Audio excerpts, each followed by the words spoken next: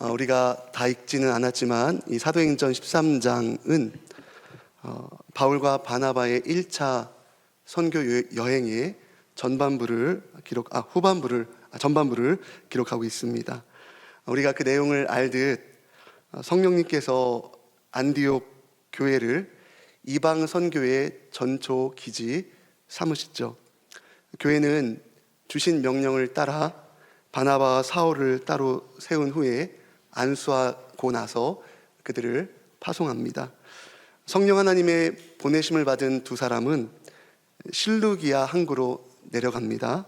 거기서 배를 타고 구브로 섬으로 가게 되어지죠. 구약 성경에 보면 기띔이란 섬이 나오는데 동일한 말이죠. 기띔. 그 다음에 요즘 말로는 키프로스라고 하죠. 구브로 섬으로 가게 되어집니다.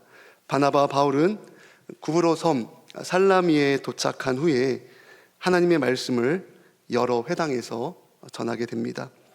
그런 후에 두 사람은 이 구브로 섬을 가로질러서 바보라는 지역에 당도하게 됩니다. 거기서 이 구브로 섬의 총독이었던 서기오 바울에게 복음을 전하지요. 그런데 여러분들 이 이야기 잘 아실 겁니다. 마술사 바예수, 우리나라의 무당 같은 사람이죠. 그는 총독에게 예수의 복음이 들어가는 것을 막습니다. 방해합니다. 이 방해하는 바예수 이를 보고 이에 바울은 성령에 충만해서 그의 눈을 멀게 하는 심판을 선언하고 그리고 총독을 믿음으로 이끕니다. 구브로 섬의 총독이 예수님을 믿게 되어집니다. 그래서 어떤 책에 보면 이렇게 표현을 했더라고요. 대열을 낚았다.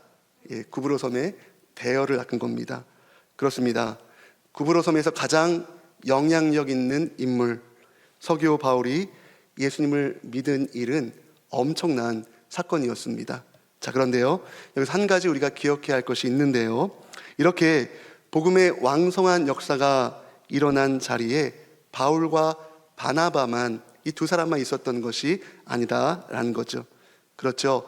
우리는 이미 잘 알고 있습니다. 수행원으로 우리가 마가라고 하는 요한이라 하는 사람이 있었습니다. 세번역 성경은 우리가 읽은 성경에는 수행원이라고 표현되어 있지만 세번역 성경에는 조수라고 번역이 되어져 있는데요. 이 사람, 이 마가 요한이 누구인가요? 잘 알고 계시죠? 바나바의 생질입니다. 바나바의 조카죠. 사도행전 12장 12절에 보면 그의 어머니의 이름이 마리아입니다. 이 마리아의 집에서 초대교회 성도들이 함께 모여서 예배도 드리고 기도도 하였습니다. 그리고 이 요한, 제가 마가 요한이라고 이야기를 드렸는데 유대식 이름이 요한이고 로마식 이름이 마가인 것입니다. 그래서 우리가 보통 마가 요한 이렇게 부르는데 마가복음의 저자이기도 하죠. 마가복음의 저자. 성령에 이끌려 시작한 바울과 바나바의 첫 번째 선교 여행에 이 마가 요한이 함께했던 것입니다. 그렇다면 한번 생각해 보시기를 바랍니다. 그는 이 구브로에서 사도 바울이 복음을 전할 때 그곳에서 일어났던 일을 모든 눈으로 목격했습니다. 바울의 심판 선언으로 무당 바예수가 눈이 먼 것도 보게 되었고요. 또한 그것을 보고 이 구브로 섬의 가장 큰 권력자인 서기오 바울이 예수님을 믿는 것도 목격하게 되었습니다. 은혜가 가득한 자리, 하나님의 역사가 충만한 자리, 영적 승리의 현장에 이 마가도 함께 있었던 것입니다. 그렇게 아주 성황리에 구브로 섬에서의 구브로 섬 바보에서의 사역을 마치게 되어지죠. 바울 일행은 이제 다음 사역을 위해서 다시 배를 타게 되어집니다. 퀴즈입니다. 바울 일행이라고 하면 누구를 말하는 걸까요? 바울과 바나바와 마가, 맞습니다. 선역입니다. 바울, 바나바, 마가 요한. 그들이 배를 타고 북쪽 밤빌리아에 있는 버가라는 지역에 당도합니다. 그런데요, 여기서 어떻게 보면 전도 활동과는 그렇게 크게는 관련이 없는 아주 독특하면서도 중요한 하나의 사건이 벌어지게 되죠. 수행원으로 따라 나섰던, 조수로 따라 나섰던 마가가 바울과 바나바를 떠나 예루살렘으로 돌아가 버린 일이었습니다. 우리 13절 말씀 보실까요? 13절 같이 한번 읽어보겠습니다. 시작. 및 동행하는 사람들이 바보에서 배 타고 밤빌리아에 있는 버가에 이르니 요한은 그들에게서 떠나 예루살렘으로 돌아가고. 왜 그랬을까요? 참 궁금하죠. 마가가 도대체 왜, 무슨 이유가 있었던 걸까요? 구브로에서 그렇게 엄청난 하나님의 일하심을 보았음에도 밤빌리아 버가에 도착하자마자 주랭랑 치듯이 예루살렘으로 돌아간 이유가 무엇일까요? 성경은 그 이유에 대해서 기록하고 있지는 않습니다. 우리는 추측만 할 따름이죠. 몇 가지만 그 이유를 생각해 본다면요, 제 개인적인 생각으로는 지금 말하는 요것들은 타당성이 조금 떨어지는 이야기라고 생각이 되어지는데, 그 이야기부터 한번 해보겠습니다. 먼저 마가는 부유한 집 청년이었죠. 그렇죠? 같이 예배드릴 수 있는 장소가 있는 어머니를 두고 있었던 부유한 청년이었습니다. 이 부유한 집 청년으로 그의 어머니, 또 그리고 예루살렘의 넓은 집과 종들을 그리워하는 향수병에 걸렸을 거다라는 추측을 합니다. 또 한 가지는 마가가 보수적인 예루살렘 출신의 유대인이었기에 이 구브로에서 이방인인 서기오 바울이 예수를 믿은 일, 그리고 이방인에게로 향하는 선교 정책에 마가가 불만을 가졌던 거죠. 또한 그가 말라리아 병에 걸렸다라는 그런 이야기도 있습니다. 그래서 선교여행 도중에 떠났다라는 거죠. 그리고 이제부터는 제가 나름대로 제가 생각하기에 타당성이 있는 이야기를 해보겠는데요. 마가가 선교여행 도중에 떠난 이유 하나는 바울과 바나바의 위상의 변화 때문이라는 겁니다. 자, 여러분 성경을 보실까요? 사도행전 13장 1절 볼까요? 1절을 보시면 제가 한번 읽어보겠습니다. 안디옥 교회에 선지자들과 교사들이 있으니 곧 바나바와 리게르라 하는 시므온과. 누구의 이름이 가장 먼저 나오죠? 바나바의 이름이 가장 먼저 나오고요. 가장 나중에 나오는 사람의 이름이 누구죠? 바울입니다. 안디옥 교회의 사역자들을 말하며 바나바를 가장 앞장 세우고 있습니다. 그리고 가장 마지막에 바울의 이름이 나오죠. 자, 2절 말씀 보실까요? 2절 끝부분에 보시면 바나바와 바울을 따로 세우라 이렇게 말씀하고 있고요. 7절도 보실까요? 바나바와 사울을 불러. 사울보다 바나바가 그 이름이 앞에 나온 것을 볼 수 있는데요. 그런데 어느 순간 그 이름의 순서가 바뀝니다. 맨 먼저 나왔던 바나바의 이름이 언급이 되지도 않습니다. 13절 말씀 보실까요? 바울과 및 동행하는 사람들이, 즉 마가는 점차 바울이 선교의 주도권을 잡게 되고 결과적으로 마가의 삼촌이었던 바나바의 명성이 가려지는 것이 마음에 들지 않았다는 겁니다. 그래서 분노해서 화가 나서 예루살렘으로 돌아갔다, 그렇게 이야기를 하기도 합니다. 나름대로 일리가 있는 것 같아요. 두 번째는 행선지에 대한 불만 때문이라는 겁니다. 저는 좀 더 여기에 무게를 두고 있는데요. 바울과 바나바와 마가가 이제 구브로 섬 바보에서 배를 타고 밤빌리아 버가에 왔습니다. 이제 그들의 분명한 목적지가 있었는데 그들은 대륙의 안쪽으로 들어가서 아주 큰 도시였던 비시디아 안디옥에 가기를 바랬습니다. 그런데 그곳까지 가려면 아주 험난한 길을 통과를 했어야만 했던 겁니다. 그 사이에 토로스 산맥이라는 엄청난 산맥이 있었는데요. 그 산지를 넘어서 160km를 가야지만 이 비시디아 안디옥에 갈 수 있었던 겁니다. 무엇보다 그 길은요, 강도들이 많았고 그리고 산적들이 창궐한 곳이어서 많은 사람들이 그 길을 지나다가 어려움을 겪은 곳이기도 합니다. 그래서 마가가 그 길이 두려워서 지레 겁을 먹고 돌아갔다는 겁니다. 다시 그 말씀드리지만 저는 개인적으로 이 의견이 그래도 맞지 않을까라는 생각을 하는데요. 자, 사진을 제가 준비했었는데 사진이 안 나오죠? 예, 토로스 산맥. 그 큰 산맥을 넘어야 됩니다. 정말 제가 물어봤어요. 저는 아직까지 터키를 못 가봤는데 터키를 성지순례로 가보신 분들께 물어봤더니 이 토로스 산맥이 정말 엄청난 산지라고 하더라고요. 높은 산을 넘고 지나도 계속 산지였다, 이런 이야기를 들은 적이 있었습니다. 자, 그러니 당시 교통수단이 발달되지 않았던, 아무리 말을 타고 간다고 해도 그것을 넘어 이동하는 것은 바울과 바나바 또 마가도 만만치가 않았을 것입니다. 이렇듯 이런저런 이유를 말하는데 그럼에도 마가가 중도에 포기하고 돌아간 원인에 대해서는 성경이 이야기하지 않고 있기에 어떤 것이 정답이라고 말할 수는 없을 것입니다. 다만 한 가지, 전반적인 정황을 미루어 볼 때 마가는 아직까지는 자기 신앙이 확실히 서 있지 않았던 청년이 아니었을까라는 생각을 하게 되어집니다. 다시 말하면 그는 아직까지 독립적인 신앙 체험을 통해서 주님을 따르는 사명자는 아니었다라는 거죠.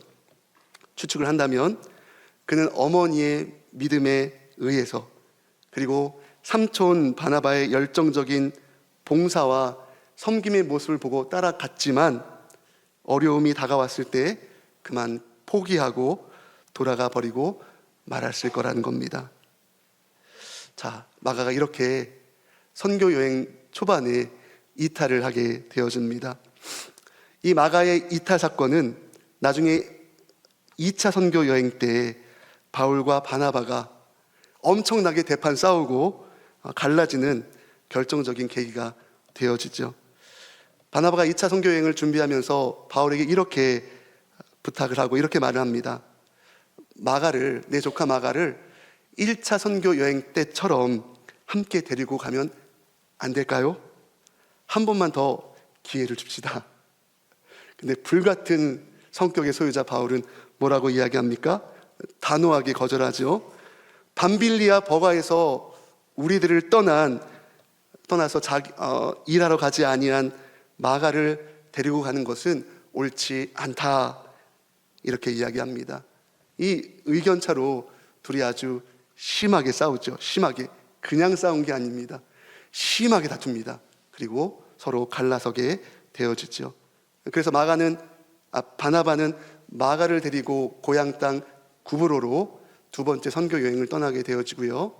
바울은 실라를 데리고 선교 여행을 떠나게 되어집니다. 이러한 사실을 볼 때 마가가 선교 여행에서 이탈한 사건은 바울과 바나바, 특히 바울에게 있어서 엄청나게 큰 충격적인 사건이었던 것입니다. 구브로에서 서기오 바울이라는 대어를 낚은 기쁨도 잠시일 뿐, 밤빌리아 버가에서 다음 행선지로 나아가야 하는데 선교 여행을 함께하는 공동체의 균열이 같은 겁니다. 또한 그들의 다음 선교지, 그 선교 목적지인 비시디아 안디옥으로 가기 위해서는 가파른 토로스 산맥을 넘어가야 했는데 그렇게 160km를 말을 타고 이동을 했어야만 했는데 캄캄한 겁니다. 그 길을 가자 하니 너무 힘든 겁니다. 저 같았으면 앞이 캄캄했을 것 같습니다. 힘이 쫙 빠졌을 것 같습니다. 주저앉고 싶은 마음도 들었을 것 같습니다. 자, 그렇다면 바울의 마음은 어땠을까요? 인간 바울은 신이 아니죠. 바울은 하나님이 아니죠. 인간 바울의 마음이 어땠을까요? 그러니 2차 선교 여행을 준비하면서 바나바에게 마가는 안 된다, 단호하게 거절을 했던 겁니다. 그런데요, 그렇게도 힘들었음에도 바울은 멈추지 않습니다. 그냥 이것은 제 생각인데요, 아마도 바울은 성령께서 이끄시는 그 길을 꾸역꾸역 걸어갔을 겁니다. 꾸역꾸역, 힘들고 어려워도 꾸역꾸역 성령께서 이끄시는 길이기에 그 길을 꾸역꾸역 걸어갑니다. 발걸음이 잘 떨어지지 않았지만 성령께서 명하신 길이기에 한 걸음 한 걸음 정말 힘든 그 길, 그 발걸음을 갔을 것입니다. 높은 산의 능선을 넘고 또 넘어서 160km의 그 긴 길을, 그 긴 여정을 진행하게 되어집니다. 자, 그런 바울의 마음으로 우리 13절 끝부분과 14절을 같이 한번 읽어볼까요? 13절 끝부분, 요한은 그들에게서, 거기부터 한번 같이 읽어보겠습니다. 시작. 그들은 더 나아가 비시디아 안디옥에 이르러 안식일에 회당에 들어가 앉으니라. 아멘. 마가는 그들을 떠나 예루살렘으로 돌아갔으나 바울과 바나바는 거기서 멈추지 않았습니다. 머뭇거리지 않았습니다. 주저하지 않았습니다. 더 나아갔습니다. 더 나아갔습니다. 바울 안에 있는 역류성 에너지를 보게 되어집니다. 여러분, 주님의 부르심에, 주님이 여러분의 마음에 감동하신 어떤 일에, 주님과 함께하는 일에, 때론 여러분들의 삶 가운데 상황이 녹록지 않아도, 또 누구도 알아주지 않아도, 그것이 그 길이 분명한 하나님의 뜻이라면 머뭇거리지 마시기를 바랍니다. 주저하지 마시기를 바랍니다. 갈팡질팡하지 마시기를 바랍니다. 뒤로 물러서지 마시기를 바랍니다. 더 나아가십시오. 더 앞으로 나아가시기를 바랍니다. 자, 그렇다면 바울이 이렇게 첩첩산중, 사면초가와 같은 어려움 속에서 더 나아갈 수 있었던 이유, 그것은 무엇일까요? 공동체 내에 삐그덕거리는 문제로 인해서 머뭇거릴 수도 있고, 앞으로 넘어가야 할 토로스 산맥 앞에서 주저할 수도 있었는데, 어떻게 바울은 더 가까이 나아갈 수 있었던 것일까요? 그 이유가 어디에 있었을까요?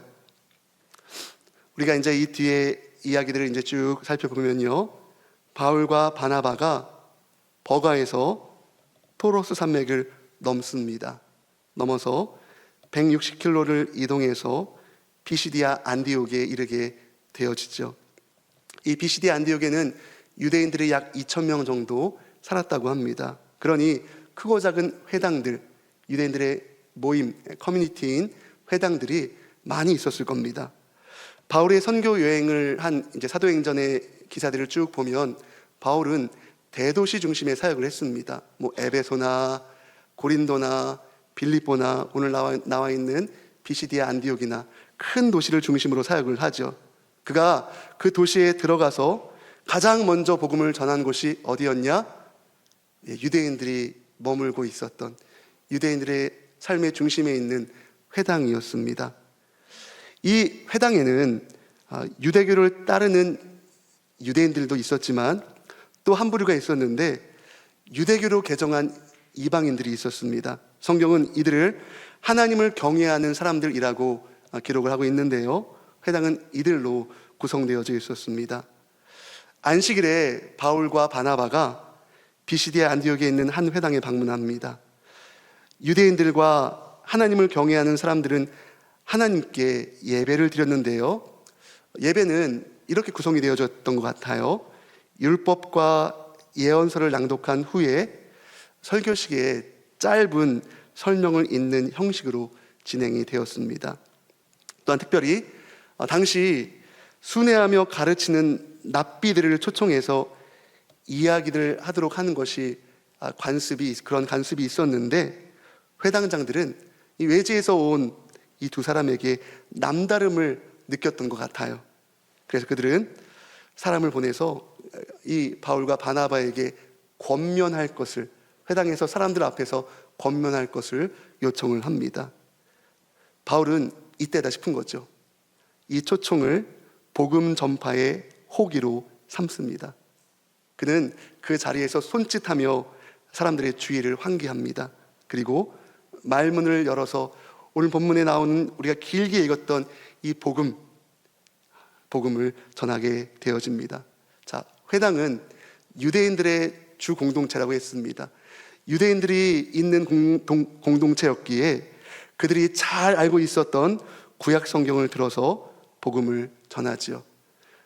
이런 내용이죠.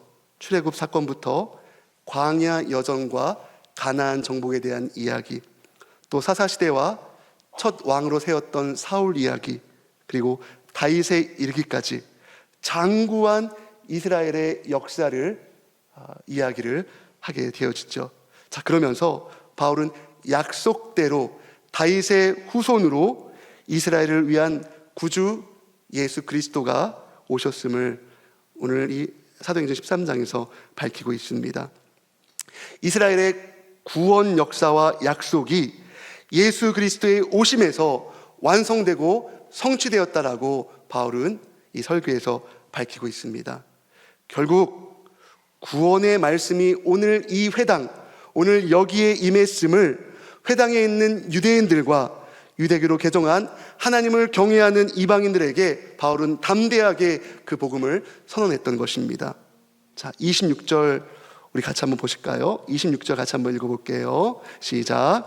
형제들아, 아브라함의 우선과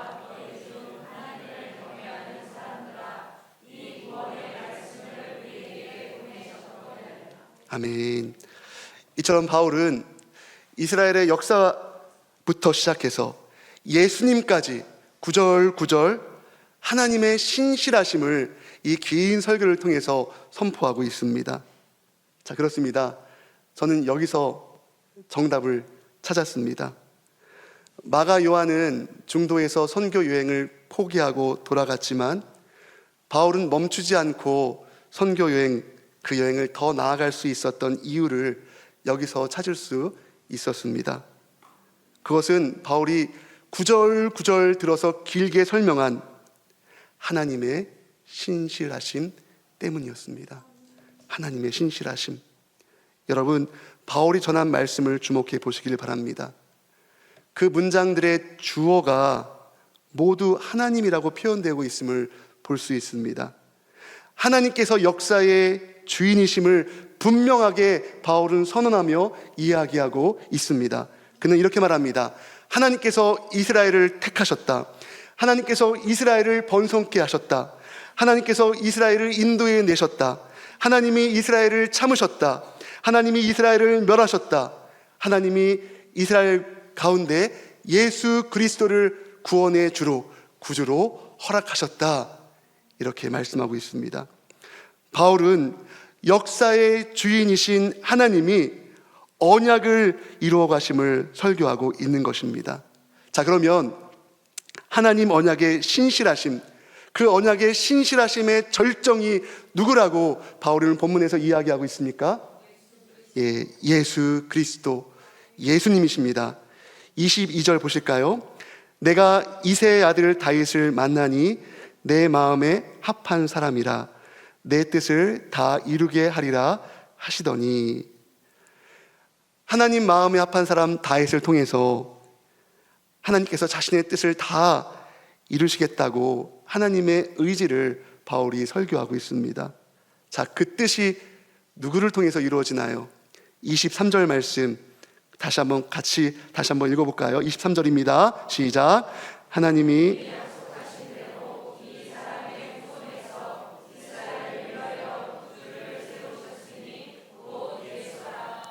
아멘. 바울이 멈추지 않고 더 나아갈 수 있는 이유가 여기에 있습니다. 그 역류성 에너지의 근원, 세상 사람들은 다 멈춰서고 다 주저앉고 다 뒤로 물러갈지라도 나는 복음을 들고 앞으로 더 나아갈 것입니다. 그 역류성 에너지의 근원이 바로 여기에 있는 것입니다. 그것은 바로 하나님의 신실하심이었습니다. 하나님의 신실하심. 바울은 아브라함을 통해서 이스라엘을 통해 온 민족을 구원하시겠다는 그 언약을 이루시기 위한 하나님의 신실하심을 신뢰했기 때문이었습니다.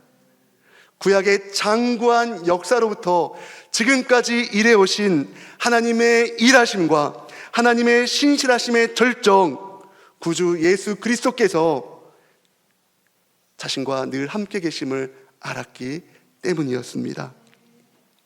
바울이 로마 교회에 보내는 편지에서 이런 말을 했죠. 자기 아들을 아끼지 아니하시고 우리 모든 사람을 위하여 내주신 이가 어찌 그 아들과 함께 모든 것을 우리에게 주시지 아니하겠느냐. 시리와 절망, 낙담과 좌절 속에 빠질 수 있는 상황 속에서도 믿음의 진군을 할 수 있었던 이유는 바로 바울에게는 이 믿음이 있었기 때문이었습니다. 토로스 산맥과는 비교할 수 없는 아들을 주신 하나님, 그 하나님이 자신과 함께 계시고 그분은 신실하다는 믿음이 있었기 때문이었습니다. 그래서 그는 이렇게 고백하기도 한 겁니다. 우리가 너무나도 좋아하는 말씀이죠. 로마서 8장 28절 말씀, 우리가 알거니와 하나님을 사랑하는 자 곧 그 뜻대로 부르심을 입은 자들에게는 모든 것이 합력하여 선을 이루느니라. 사랑하는 여러분, 하나님은 신실하십니다. 아멘. 지금 여러분이 처한 상황이 어떠하든 자기 아들을 아끼지 않으시고 우리에게 주셨고 그 아들을 아끼지 아니하고 우리에게 주신 그분은 모든 것을 우리에게 주시는 신실하신 하나님이십니다. 그 하나님을 의지하시기를 바랍니다. 여러분의 모든 일에 여러분을 사랑하시는 이로 말미암아 여러분을 넉넉히 이기게 하실 것입니다. 사망이나 생명이나 천사들이나 권세자들이나 현재일이나 장래일이나 능력이나 높음이나 깊음이나 다른 어떤 피조물이라도 여러분을, 우리를 우리 주 그리스도 예수 안에 있는 하나님의 사랑에서 끊을 수 없음을 믿으시기를 바랍니다. 그러니 여러분 어떠한 형편 속에 있더라도 이 하나님의 사랑 안에 머무십시오. 여러분의 불완전한 어떠한 모습 때문에 좌절하고 낙심하지 마시고 거기에 주목하지 마시고 토로스 산맥보다 크고 넓으신 하나님의 신실하신 사랑에 주목하십시오. 시편 71편에서 시인은 고백합니다. 이렇게 고백해요. 나는 항상 소망을 품고 주를 더욱 찬송하리이다. 하나님께 소망을 두십시오. 그리고 주님을 더욱 어떻게 하시라고요? 더욱 찬송하십시오. 또 시편 69편에서 시인은 이렇게 고백합니다. 내가 노래로 하나님의 이름을 찬송하며 감사함으로 하나님을 위대하시다 하리니. 아멘. 여러분이 있는 그 삶의 자리에서 하나님의 이름을 찬송하며 여러분 하나님의 위대하심을 고백하시고 선포하십시오. 그리고 하나님의 위대하심을 신뢰하십시오. 분명 하나님은 하나님의 사랑 안에 거하는 여러분들의 삶 가운데 합력하여 선을 이루실 것입니다.